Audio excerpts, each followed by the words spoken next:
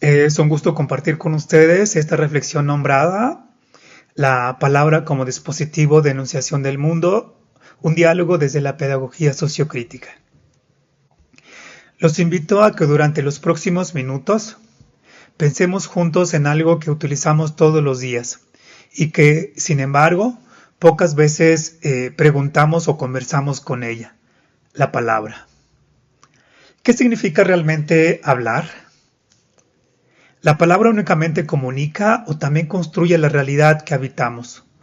Sobre esas preguntas gira la reflexión que hoy deseo compartir con ustedes. Quisiera comenzar con una historia. Existe un cuento infantil escrito por Agnes de Lestrade en marzo del 2009 que lleva por título La gran fábrica de las palabras. El texto nos convoca a preguntarnos, ¿qué sucede cuando las personas no pueden nombrar lo que sienten, piensan o viven? En el mundo de la gran fábrica de las palabras ocurre algo sorprendente. Las palabras tienen precio. No cualquiera puede pronunciarlas. Las personas deben comprarlas y solamente quienes tienen dinero pueden expresar todo lo que sienten, piensan o desean. Quienes son pobres apenas logran reunir unas cuantas palabras para comunicarse. Aunque se trata de un cuento, esta historia nos obliga a detenernos y preguntarnos: ¿qué sucede cuando una persona no puede nombrar lo que vive? ¿Puede comprenderlo? ¿Puede compartirlo con otros? ¿Puede transformarlo? Quizá el mayor problema no sea quedarse sin palabras, sino permanecer invisible porque nadie escucha aquello que queremos decir. Desde esta perspectiva, la palabra deja de ser únicamente un instrumento de comunicación. La palabra aquí y desde esta mirada adquiere una forma de existencia, porque es ahí donde se nombra el mundo, porque nombrar el mundo implica habitarlo, sentirlo, respirar en ella y con ella. Desde la pedagogía sociocrítica, la palabra es mucho más que un recurso lingüístico. Es un dispositivo mediante el cual las personas producen significado sobre su experiencia y participan en la construcción de la realidad. Así, cuando un estudiante narra o cualquier otra persona narra lo que vive, cuando un docente comparte sus incertidumbres o cuando una comunidad recupera su memoria, no solo están hablando, están interpretando y conviviendo así con el mundo. Y toda interpretación implica una postura frente a la realidad, una realidad con la cual nos relacionamos y hacemos vida desde ahí. Desde esa perspectiva, cada vez que un niño, una niña, un docente o una comunidad narra su experiencia, está produciendo una lectura del mundo. Nombrar aquello que sentimos, nombrar las injusticias, nombrar aquello que parece natural, nombrar aquello que permanecía oculto. Cuando una persona logra poner en palabras su experiencia, comienza también a comprenderla, y cuando comprende su realidad aparecen posibilidades para transformarla. Por ello podemos decir que el lenguaje nunca es neutral. Cada palabra expresa una forma de mirar el mundo. Cada relato produce una interpretación distinta de la realidad. Desde ahí, la pedagogía sociocrítica entiende la educación como una práctica de emancipación en la que la persona puede hablar y compartir lo que piensa y siente con otros. Desde ahí se construyen mundos posibles. Desde la pedagogía sociocrítica no se busca únicamente transmitir conocimientos, lo que se busca es formar sujetos capaces de pensar críticamente el mundo en el cual se habita. Pero pensar críticamente comienza con algo muy sencillo: nombrarlo. Al respecto, quiero recuperar a Benjamín Berlanga. Él propone distinguir dos dimensiones que considero son valiosas recuperar. Por un lado, encontramos el sujeto denunciado, es decir, aquello que otros dicen de nosotros. Por ejemplo, aquel estudiante tiene dificultades para aprender. Es decir, aquí alguien habla sobre nosotros, pero Benjamín Berlanga incorpora otra perspectiva, otra mirada, que es el sujeto de enunciación.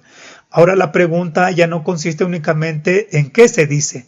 La pregunta cambia a quién habla, desde dónde lo habla, qué experiencias sostienen sus palabras. Notemos la diferencia. En el primer caso, el niño es descrito. En el segundo, interpreta su propia experiencia, y cuando alguien puede narrarse a sí mismo, deja de ser únicamente objeto de discurso de otros. Se convierte en sujeto de su propia historia. Es decir, que cuando un niño narra su experiencia escolar, cuando un docente comparte sus incertidumbres y cuando una comunidad recupera su memoria colectiva, emerge un sujeto que no solo es narrado por otros, sino que se narra a sí mismo. Se construye en colectividad.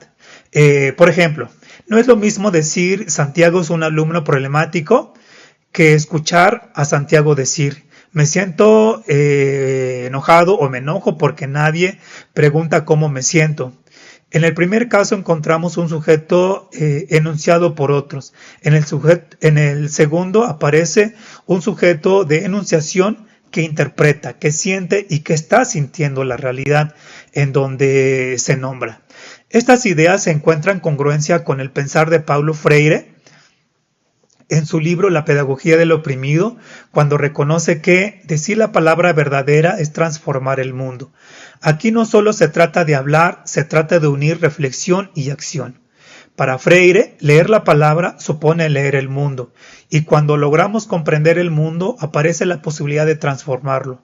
Por ello, la tarea de la escuela no consiste única y estrictamente de enseñar contenidos. También consiste en crear espacios donde las personas puedan decir su propia palabra, es decir, su propio mundo, sus experiencias, porque quien nombra su realidad también comienza a transformarla y habitarlo de otra manera más, y de esa manera habitarlo de otra manera más amorosa, más cuidadosa consigo mismo y con su entorno. Por un lado, ¿qué pasaría si algún día alguien decide preguntarle qué le está ocurriendo y Santiago respondiera: siempre hablan de mí, pero casi nunca hablan conmigo? Este extracto de vida pronunciada por Santiago cambia completamente nuestra mirada y perspectiva sobre él. El problema ya no parece encontrarse solamente en el estudiante, es decir, en Santiago o en otros Santiagos. También interpela a la institución escolar. Nos invita a preguntarnos a nosotros los profesores, a nosotros los docentes, si realmente escuchamos las voces de nuestros niños o lo que hacemos es únicamente producir y reproducir contenidos cuyo sentido solo está dado por el docente, pero ellos están completamente ausentes. Entonces la palabra como dispositivo que interpela, y pues es el caso de Santiago. Desde una mirada tradicional, desde las escuelas tradicionales, el problema podría inscribirse o podría parecer que el problema está en Santiago. Sin embargo, desde esta perspectiva sociocrítica, plantea otra pregunta. ¿Qué está intentando decir Santiago mediante sus acciones? Cuando se le ofrece un espacio de conversación, Santiago expresa: siempre hablan de mí, pero casi nunca hablan conmigo. Bueno, esta relación con Santiago surge esta idea del diálogo con otros Santiagos, porque esta no es fortuita, no es neutral, no es única. Es decir, hay otros tantos Santiagos en las diferentes rincones de nuestras geografías y del mundo, y desde donde la pedagogía sociocrítica puede adquirir un lugar estelar. Santiago entonces no es un caso aislado, existen muchos más en nuestras escuelas. El Santiago que no participa porque teme equivocarse frente a sus compañeros, el Santiago que permanece en silencio porque históricamente se le ha enseñado que otros saben más que él, el Santiago migrante porque históricamente se le ha enseñado que otros saben más que él, el Santiago migrante cuyas experiencias pocas veces aparecen en el currículo, o el Santiago indígena que escucha cómo su lengua y su cultura son invisibilizadas. La pedagogía sociocrítica nos invita a pasar de hablar sobre ellos a hablar con ellos, hablar entre nosotros. La pregunta central deja de ser ¿qué les ocurre para convertirse en qué tienen que decirnos los niños sobre el mundo que les compartimos los adultos? A modo de cierre, quisiera que volvamos al cuento que revisamos y a los que convoqué al inicio, que le titulamos La gran fábrica de las palabras de Agnes del Estrade, en el que la historia nos mostró un mundo donde las palabras eran un privilegio. Y desde esta lectura de la pedagogía sociocrítica, nos mostró un mundo donde las palabras eran un privilegio. La pedagogía sociocrítica nos recuerda que la tarea educativa consiste precisamente en lo contrario, en construir espacios donde todas las personas puedan tomar la palabra, narrar su experiencia y que puedan participar en la producción colectiva de otros mundos posibles. Porque cuando una persona o algunos niños encuentran su voz, inclusive nosotros los adultos, no solo se transforma la manera en que nos compartimos a nosotros mismos, sino que también se amplían las posibilidades de transformación de la comunidad en la que habitamos. Y quisiera despedirme con una última pregunta para todos nosotros, y tiene que ver con esta pregunta. ¿Cuántos Santiagos esperan todavía a ser escuchados en nuestras escuelas y qué estamos haciendo desde nuestras prácticas docentes o desde nuestras territorialidades para que su palabra tenga lugar? Agradezco profundamente su escucha, su palabra, su diálogo, su mirada y por la oportunidad de encontrarnos por estas vías para seguirnos construyendo humanidad desde la amorosidad. Mi gratitud a todos ustedes.